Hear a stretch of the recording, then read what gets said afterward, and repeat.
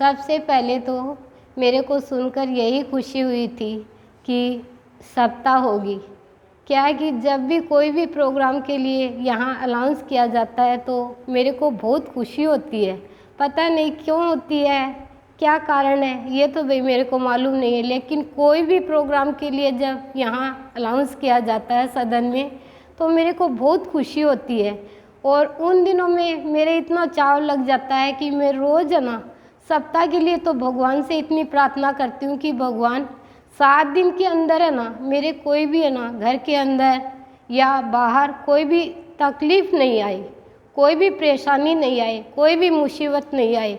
मैं रोज़ प्रार्थना करती हूँ गुरुदेव से उठते ही, लेकिन फिर भी कोई ना कोई आ ही जाती है। पर गुरुदेव क्या है कि उनको इतनी आसान तरीके से टालती हैं कि मेरे को पता भी नहीं चलता। एक बार तो माँ ने अभी बोला ना कि तेरा भी नंबर आएगा, तो तुरंत ही ऐसे घबराहट सी हो गई, भाई अब क्या करें क्या नहीं करें, याद तो इतना रहता नहीं है और क्या बताएंगे। फिर तुरंत ही ऐसा हो जाता मन में कि गुरुदेव बाबा पता नहीं कैसे शक्ति दे देते हैं। ऐसे रहता है कि भाई जो भी बुलवाएंगे गुरुदेव बाबा ही बुलवाएंगे, अपने को तो इस गद्दी पर बैठना है, जाकर कुछ भी नहीं करना है। तो इतना मन में हो जाता है। फिर उन परेशानियों को इतना अच्छे तरीके से हैंडल भी किया और पता भी नहीं चला। और दूसरा ये भाव अच्छा लगा मेरे को कि कृतिका ना, मैं क्या बताऊँ क्या नहीं बताऊँ, मेरे इतने अभी तक भी इतनी मन के अंदर जब सोचती हूँ तो इतनी खुशी होती है कि कृतिका, मेरे को ऐसा पता नहीं कि भाई इसने कैसे तैयारी की कैसे नहीं की, ये घूमती फिरती खाती पीती अच्छे से और कोई काम होता वो काम भी कर देती। तो मैं सोचती कि अपन एक वाणी खोलती हैं, गुरु माँ बोल देती है जब तो पहले से ही बताती है, फिर भी अपन इतने घबरा जाती हैं।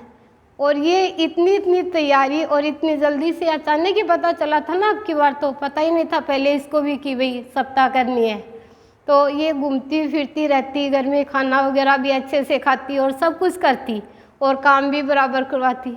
तो मैं सोचती है कैसे तैयारी करेगी, कैसे बोल पाएगी, कैसे नहीं बोल पाएगी। वही बात हो गई ना कि भाई कर्तापन का भाव है प्राणी के अंदर।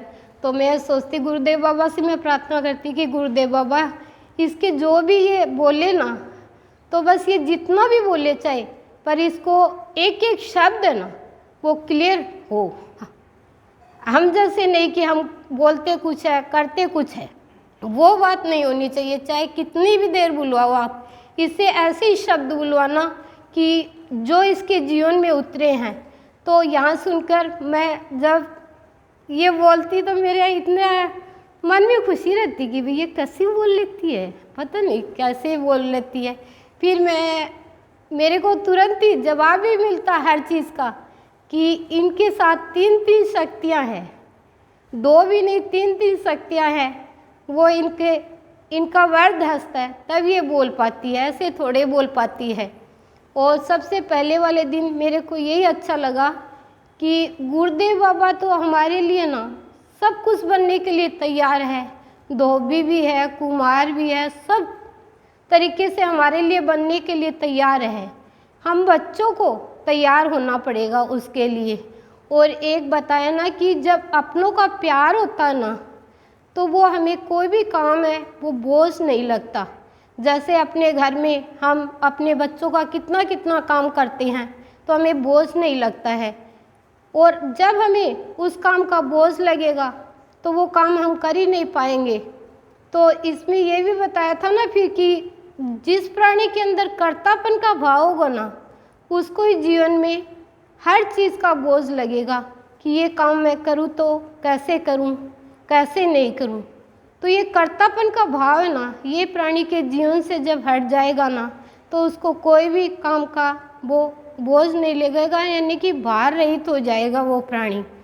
और एक दूसरा मेरे को ये अच्छा लगा था कि बस गया, यानी कि जब हमारे प्राणों में भगवान बस जाएगा ना तो फिर हमें क्या है कि दुनिया की बिल्कुल भी कोई भी बात की परवाह नहीं रहेगी कि वे दुनिया हमको अच्छा बोल रही है, बुरा बोल रही है, हमारा अपमान कर रही है, हमारा सम्मान कर रही है।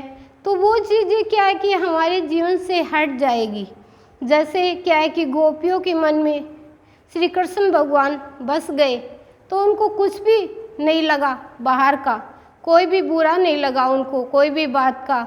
जैसे मीरा है तो उनको कोई भी बात का ना बुरा नहीं लगा, क्योंकि उन्होंने अपने हृदय में उस परमात्मा को बसा लिया था। और बसा लिया तो उनको कोई भी बाहर की परेशानी है, मीरा को कितनी कितनी कठिनाइयों का सामना करना पड़ा, तो उनको एक भी है ना कोई भी बात बुरी नहीं लगी।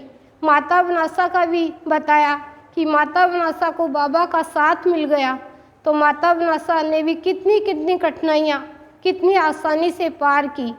तो हम भी अगर हमें भी तीन तीन शक्तियों का साथ मिला हुआ है, तो हम भी अगर हमारे जीवन में सोचे, भाई मैं तो मेरा अनुभव खुद का ही बताती हूँ कि मेरे भी कोई कठिनाई परेशानी आती है ना, तो मेरे को यही लगता है पहले तो कि भाई ये कैसे निकलेगी, कैसे क्या इसका समाधान होगा, लेकिन फिर समाधान भी हो जाता है और पता भी नहीं चलता। एक बार तो बहुत घबराहट सी हो जाती है, भाई करें तो क्या करें, अब क्या करना चाहिए क्या नहीं करना चाहिए, लेकिन तुरंत ही गुरुदेव बाबा उस बात का समाधान भी कर देते हैं। और एक मेरे को सप्ताह में ये अच्छा लगा कि प्राणी को वो कर्म है ना, हमेशा अच्छे कर्म करने चाहिए, बुरे कर्म नहीं करने चाहिए कभी भी।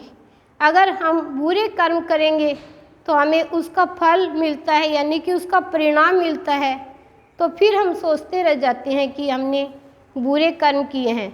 लेकिन सत्संग में आकर ही इन कर्मों का पता चला कि भाई बुरे कर्म क्या है, अच्छे कर्म क्या है। तो उसमें बताया था दुर्योधन का और पांडवों का।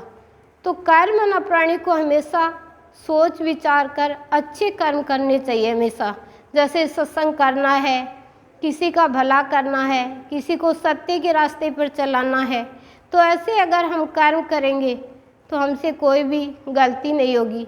और एक ये बताया था कि जब हमारी चेतना जग जाती है ना, तब प्राणी से कभी भी कोई भी गलती नहीं होती है। अगर हमारी चेतना नहीं जगती है तभी हम क्या है कि होश में नहीं रहती हैं, यानी कि तभी हमारे जीवन में और हमसे बहुत गलतियां होती है। और अगर जैसे गुरु माँ का ही मैं बताती हूँ कि गुरु माँ कोई भी काम करती है तो इतनी, हम सदन में भी देखते हैं कि कोई भी कुछ बोलते हैं ना तो एकदम सोच समझकर और इतना अच्छे तरीके से बोलते हैं कि उसका हमारे जीवन में प्रभाव भी पड़ता है बहुत। और बिना सोचे समझे और कभी भी कुछ भी नहीं बोलते हैं। जैसे उसने बताया था ना, इनका नाम ध्यान में नहीं,